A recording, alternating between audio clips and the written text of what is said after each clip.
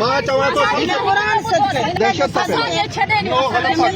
नो ग़लति आहे मां ATC जी FIR कंदुसि तव्हां ते मीडिया ॿुधे पई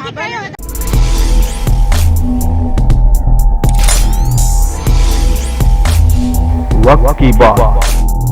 वक्त है सच बताने का।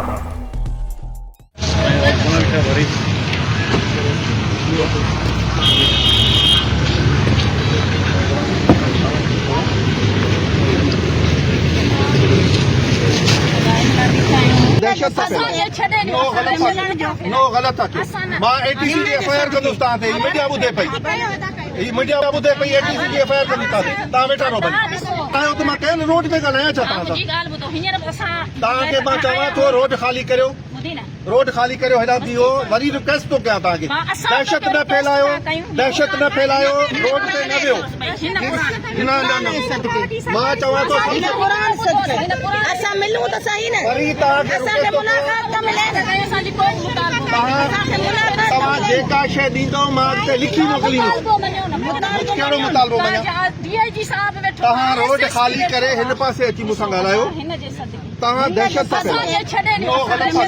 नो ग़लति आहे मां ATC जी FIR कंदुसि तव्हां ते मीडिया ॿुधे पई ATC जी FIR कंदी तव्हां वेठा रहो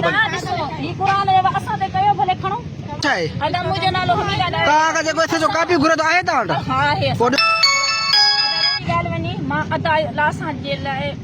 इज़त आहे असांजो त भाई मोसना ए सेक्शन असांजो थानो हद जो असां ए सेक्शन हद में आहियूं ठीकु आहे उन खां पोइ असांजो मुतालबो इहो आहे त 6 बजे ताईं असांखे रोड ते भले असांखे गिरफ़्तार करे वञनि असांखे को बि उन खां एतिराज़ न जॾहिं असांजा मर्द गिरफ़्तार आहिनि असां सां नाइंसाफ़ियूं नाजाइज़ियूं आहिनि कोर्टनि खे जवाबु न आहे उहे खणी मां साहब खे पेश तव्हां हिते रहो 2 मिंटनि में छोकिरो मुंहिंजो घर लोकल बोर्ड में खणी थो अचे सर CP दाख़िल थियल आहे ॿुधो न अदा CP दाख़िल थियल आहे 6 बजे ताईं वेहो या सुभाणे 6 ताईं वेहो तव्हांजो एहतिजाज रिकॉर्ड थी वियो तव्हां वेहो पोइ ॾिसो न हिननि शयुनि जी बि इज़त न आहे हिननि शयुनि जी बि इज़त न भेट ॾिसनि पिया हिन वीचारा लिखनि था केरु कहिड़ो नथो लिखे जेको जंहिंजे वस में आहे उहो लिखे थो सदर पाण लॻा पिया आहिनि वज़ीर आज़म पाण लॻा पिया आहिनि दस वारा लॻा पिया आहिनि नवाज़ शामी अचनि था उहे छो नथा पंहिंजे माण्हुनि जो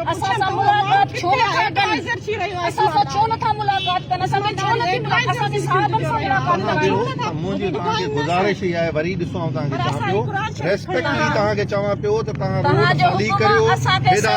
रोड खाली करियो तव्हांजो हुकुम असांखे सर रखनि भले असांखे तव्हां ॿधी खणी वञो हिकिड़ा अॻे परेशानी में आहिनि बाक़ी जेके रहियल इहे परेशानी में पंहिंजो पाण खे न विझो ठीकु आहे मसइला पैदा न करायो पंहिंजे लाइ रोड आऊं कॾहिं बि बर्दाश्त कोन कंदुसि हीउ मुंहिंजो रोड आहे भेट ॾिस ATC जी FIR थी वेंदी ॿियो कुझु कोन्हे रोड ब्लॉक केरु बि हुजे मां हुजां पाण ठीकु आहे रोड ब्लॉक पब्लिक बीठी आहे पब्लिक डिस्टर्ब आहे तव्हां हिते वियो साल पूरो वियो ठीकु आहे भला हिते तव्हांजे 6 बजे वेहण सां मसइलो हल थी वेंदो भला नहीं थे पर असांजी जेकी राय पूरी मुंहिंजी ॻाल्हि ॿुधो तव्हां 3 कलाकनि मां डिस्टर्ब ऐं परेशान मेरी पहचान वक्त की बात को सब्सक्राइब करें और कमेंट करें।